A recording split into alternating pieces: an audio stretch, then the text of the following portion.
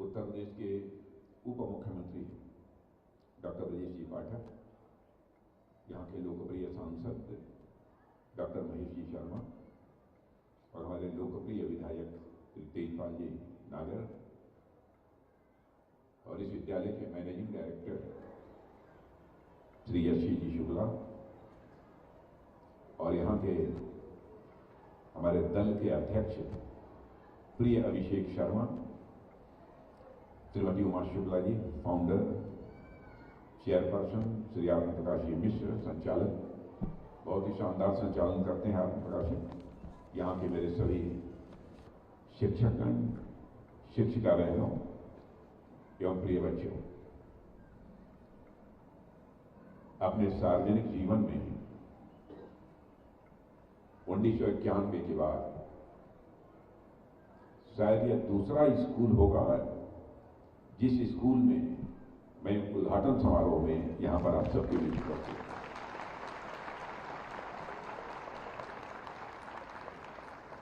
सामान्यतः देश के विश्वविद्यालयों में जाना होता है, विभिन्न कार्यक्रम होते हैं, कन्वोकेशंस होते हैं, वहां तो जाना होता है, लेकिन छोटे बच्चों के बीच जाना अब कम हो पाता है।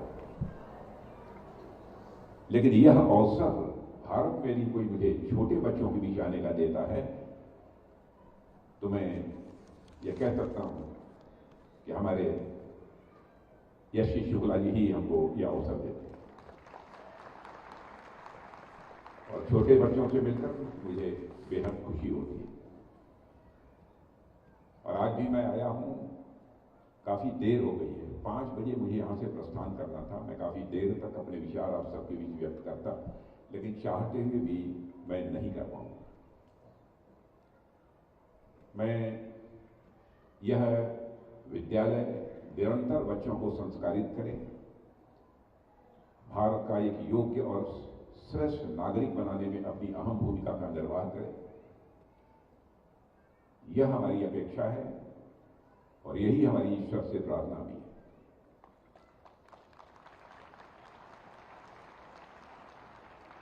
जहां तक शिक्षा का प्रश्न है, बताने की आवश्यकता नहीं है।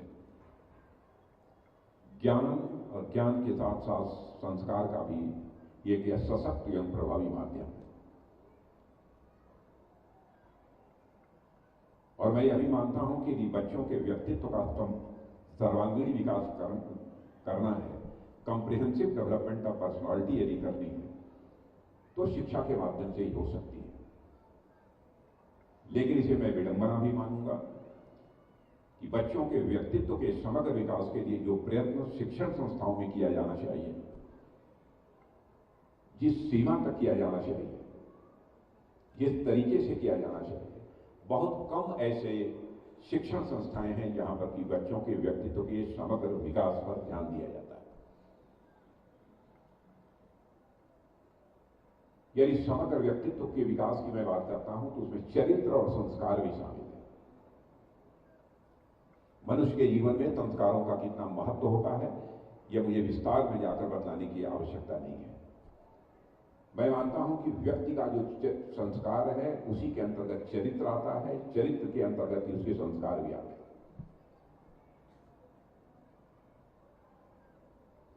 और इन संस्कार और चरित्र के निर्माण का कार्य बच्चों में कोई कर सकता है तो हमारे शिक्षक नहीं कर सकते।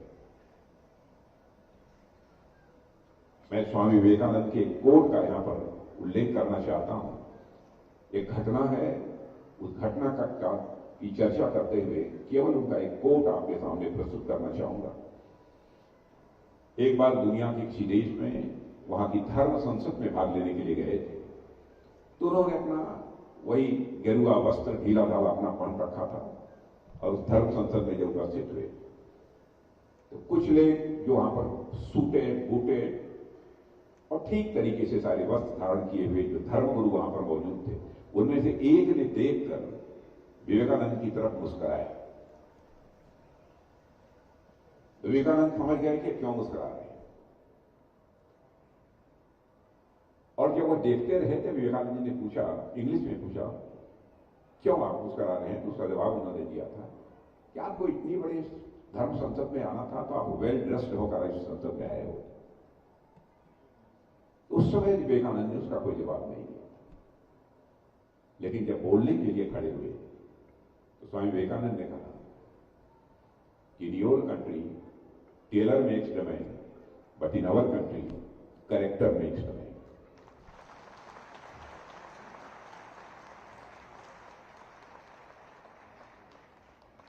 मनुष्य के व्यक्तित्व निर्माण में चरित्र की सबसे अधिक महत्वपूर्ण भूमिका होती है। और मैं मानता हूं शिक्षक की जिम्मेदारी है कि बच्चों के व्यक्तित्व का समग्र विकास, कॉम्प्रिहेंसिव डेवलपमेंट ऑफ पर्सनालिटी करें। शारीरिक दृष्टि से भी वो मजबूत हो, मन की दृष्टि से भी वो सशक्त हो, स्वाभिमानी हो। बुद्धि के लिए ज्ञान की आवश्यकता होती है, ज्ञान युक्त हो, और आत्मिक सुख भी वह जीवन में प्राप्त कर सके। यह ज्ञान भी, यह संस्कार भी यदि कहीं पर प्राप्त हो सकता है तो शिक्षण संस्थाओं में ही प्राप्त हो सकता है। निर्भर करता है शिक्षकों को। मनुष्य के पास तन है, शरीर है, मन है, बुद्धि है, आत्मा है। हर मनुष्य की यह स्वाभाविक इच्छा होती है कि वह जीवन में सुख की प्राप्ति करे, आनंद की प्राप्ति करे। और हमारे यहां मान्यता है कि जीवन के अंतिम क्षणों में व्यक्ति परमानंद की प्राप्ति की कामना करता है। तो प्रश्न यह उठता है, तन, मन, बुद्धि और आत्मा, इन चारों को अलग अलग सुख कैसे प्राप्त हो? तन की आवश्यकता होती है, खाने के लिए अच्छे भोजन मिले, पहनने के लिए कपड़े मिले, चलने के लिए गाड़ियां मिले, तरह तरह की सुख सुविधाएं यह तब जारी चाहिए। इन आवश्यकताओं को पूरा करने के लिए धन की आवश्यकता होती है। तो तंत्र की सुख के लिए धन धान्य चाहिए। लेकिन सारी ये सुविधा होने के बावजूद यदि आपको कोई अपशब्दों का प्रयोग कर दे, गाली दे दे, तो आपका मन दुखी होगा, आप अपने को सुखी नहीं महसूस करेंगे, आनंद की अनुभूति आपको नहीं होगी। तो तन का भी सुख चाहिए, मन का भी सुख चाहिए। तन के सुख के लिए धन चाहिए, मन के सुख के लिए मान सम्मान चाहिए।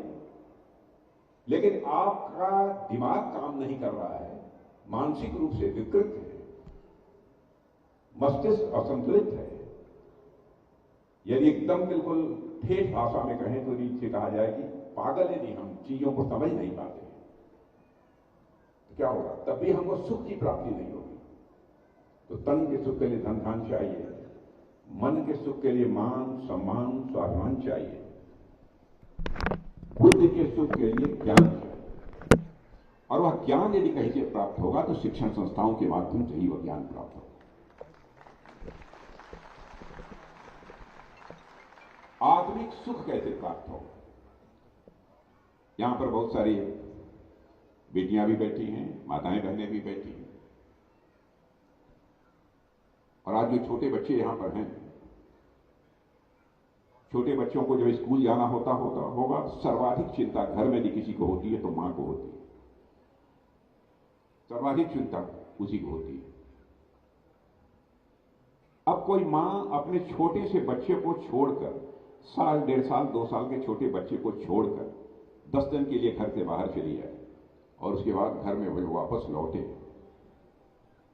और वह बच्चा घुटनों के बल चलता हुआ मां मां मां कहता हुआ, मम्मी मम्मी मम्मी कहता हुआ जब मां की ओर दौड़ेगा, और मां जब जमीन से उस बच्चे को उठाकर अपने सीने से लगाती है, तो उस समय मां को जो सुख मिलता है वह शरीर का सुख नहीं होता है, वह मन का सुख नहीं होता है, वह बुद्धि का सुख नहीं होता है, वह आत्मिक सुख होता है। इसे ही हम कहते हैं आत्मा। कॉम्प्रिहेंसिव डेवलपमेंट में ये बहुत लंबी चर्चा इस पर हो सकती है, घंटे 1.5 घंटे का भाषण इस पर हो सकता है, इसलिए विस्तार में नहीं जाता हूं। कॉम्प्रिहेंसिव डेवलपमेंट में सारी चीजें आती हैं। तन की भी हमको चिंता करनी है, मन की भी करनी है, बुद्धि की भी करनी है और आत्मा की भी करनी है। और साथ ही बच्चों के अंदर यह संस्कार भी हमको विकसित करने की आवश्यकता है। यदि हमने थोड़ा धन प्राप्त कर लिया, स्वाभाविक रूप से लोगों के मन के अंदर एक अहंकार पैदा होता है। यह अहंकार नहीं पैदा होना चाहिए। व्यक्ति को जीवन में अहंकार शून्य होना चाहिए, लेकिन स्वाभिमान युक्त होना चाहिए। यदि दुनिया की कोई ताकत हमारे देश की सीमाओं पर आंख उठाकर देखने की जरूरत करती है तो हमारा स्वाभिमान जाग उठता है और उससे हम दो दो हाथ करने के लिए तैयार हो जाते। यही होती है स्वाभिमान की भावना। यह अहंकार नहीं है, अहंकार शून्य होना चाहिए। और मैं मानता हूं कि जो व्यक्ति अहंकारी होता है, चाहे वह कितने भी बड़े पद पर क्यों न बैठा हो, चाहे कितना भी बड़ा महात्मा क्यों ना हो, अपने को कहता हो, महात्मा तो नहीं करेगा ऐसा, कितना ही बड़ा उसके मन में भी अहंकार है, तो मैं समझता हूं कि वह जो दिखता है वह नहीं है। जैसे कोई नंबर है, मैं बच्चों के लिए उदाहरण देना चाहता हूं, कोई नंबर है, किसी नंबर के पहले डेसिमल का जो पॉइंट होता है वह पॉइंट लगा दो, 1 है तो 1 की वैल्यू 1 है, 1 के पहले डेसिमल लगा दो आप 0.1, तो 0.1 की वैल्यू कितनी हो जाएगी? 1/10 हो जाएगी। जो ही अहंकार का ह के ऊपर लगा हुआ पॉइंट आपके साथ जुड़ जाता है तो आपकी वैल्यू अपने आप कम हो जाती है, 1/10 हो जाएगी। यदि अहंकार शून्य यदि आप हो गए, अहंकार नाम की आपकी चीज नहीं है, तो मैं कह सकता हूं कि आप जीवन में इन्फिनिटी, अनंत को प्राप्त कर सकते हैं। 1/0 इज इक्वल टू कितना होता है? 1/0 कितना होता है? कोई बताएगा? अनंत, इन्फिनिटी। इन्फिनिटी मैं समझा कि बच्चे भी होंगे इसलिए मैं बोल रहा, वह अनंत होता है। अहंकार का शून्य होना एक, मैं समझता हूं, चरम सुख की प्राप्ति होती है, आनंद की प्राप्ति होती है। तो कंप्रिहेंसिव डेवलपमेंट ऑफ पर्सनालिटी में सब चारों चीजें आती हैं। चारों के सुख की चिंता करनी चाहिए और चारों के समग्र विकास की हमको चिंता करनी चाहिए। और मैं समझता हूं यह शिक्षण संस्था इस दायित्व के निर्वहन में अपनी प्रभावी भूमिका का निर्वाह करेगा और साथ मिलकर चलने की कला भी हमको आनी चाहिए।